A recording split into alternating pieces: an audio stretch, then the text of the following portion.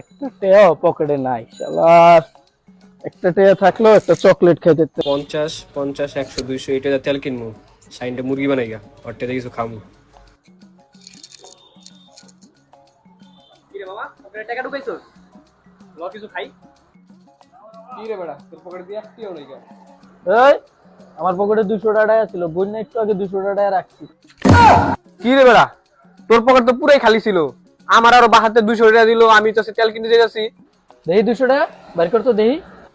এই দেখ 200 টাকা তেল কিনার লাগে আমি 200 টাকা লইছি, আমি পকেটে রাখছি, মনে করছি তোর থেকে কিছু খামো, তোর টেয়া দিয়া লিয়া তোর পকেটে আমি হাত দিছি। দেহি টাকাটা সামনে আনতো। এই যে এই যে টাকাটা বেড়া একটু আগে আমি গুনে রাখছি, দুটা 50 টাকা আর একটা 100 টাকা নোট আমার পকেটে তুই চিট্টু আগে থাবা ডাল লইছিস বেড়া।